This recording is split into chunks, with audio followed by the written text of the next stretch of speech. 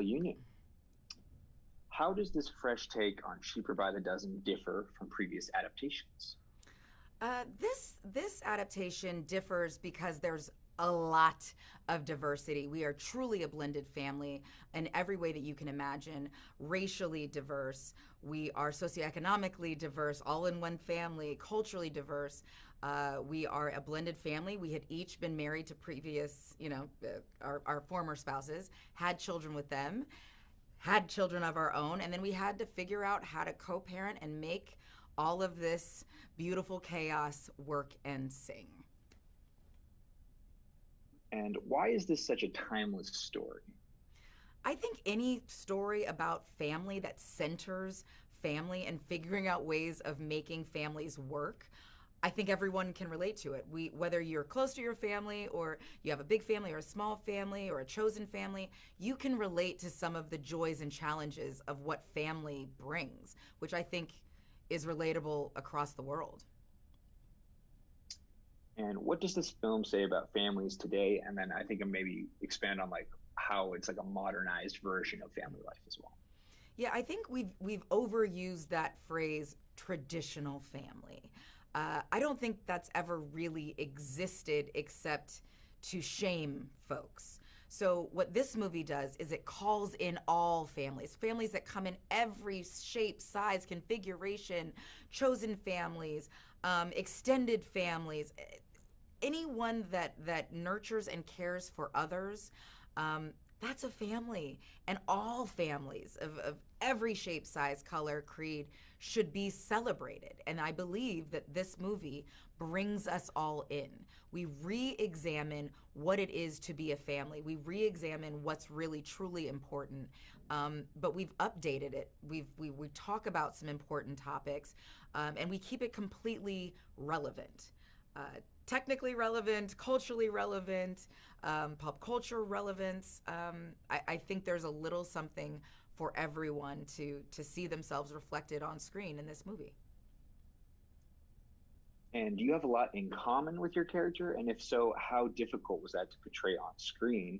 And then also, going on that, are there similarities between you and your character that you can relate to? And then I think you can also throw in like how you're really different as well. Yeah. So I play Zoe Baker, a mom of, 9, 10, depending on what point of the movie you're at. She has a lot of kids. She's an entrepreneur. They have this restaurant. Her husband is passionate about his sauce, and they're trying to figure out how to balance ambition and being present and what's enough, really, right? And what does Zoe deserve? What should she be able to expect out of her life? And what of her dreams and her wants and needs? Me as a mom, I wear 1,000 hats. I have a number of different businesses. I'm also an entrepreneur. I'm also still trying to figure it out. I am the matriarch of a very large blended family. There's always something happening. There's always beautiful chaos going on. But making sure I have time for myself and my own dreams and my own ambitions is a challenge, and you never really want to feel like a bad mom or that you're failing, but it's hard, and you also don't want to give up all of yourself. You still want to recognize yourself when you look in the mirror, and that's a challenge, I think, for moms, all across the world. And I also think for a lot of moms who are mothering without having physically given birth, which is what I did for many, many years. There are many kinds of mothers who are called upon to mother and nurture others. And it's always a balancing act, whether they came of your body or it's a role that you've taken on and that you hold near and dear and respect and find completely fulfilling in a different kind of way. That balancing act never really ceases to exist. So I do believe that there are many similarities with me and Zoe, but where we differ, she takes the high road, where I believe that the high road's empty because it's awful. I don't like it. I think sometimes when you turn the other cheek or you take the high road, you're not really being honest about the harm caused. And the folks exhibiting poor behavior don't really understand the extent to which they have harmed someone. And we call it being, showing grace or whatnot. But really, you're also giving them permission to continue on and not really face any kind of real consequence. And I do believe that there is a way to show that there are consequences for poor actions without canceling someone, but rather calling them in. But I think people confuse cancel culture with consequences. And what was it like filming with all these kids? Maybe like what was good about it and what was kind of challenging?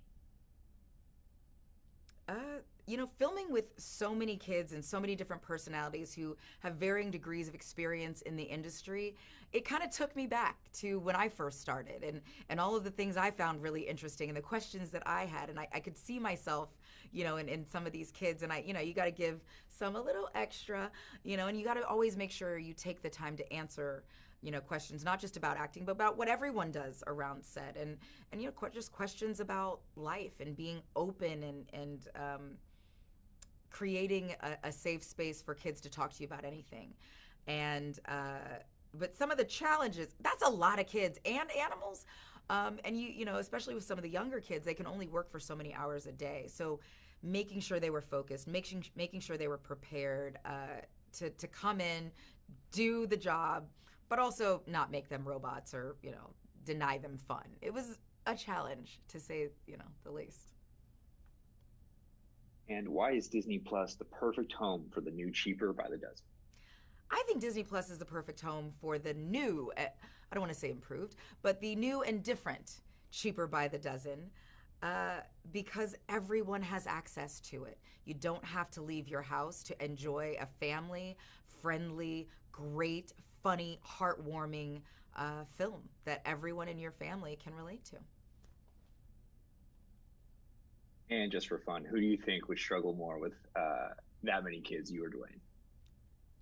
I would struggle the most with that many kids. I look at leaving for work as like my peace. It's like I leave chaos, and generally work has a little bit more order. And people listen to me there. It's weird.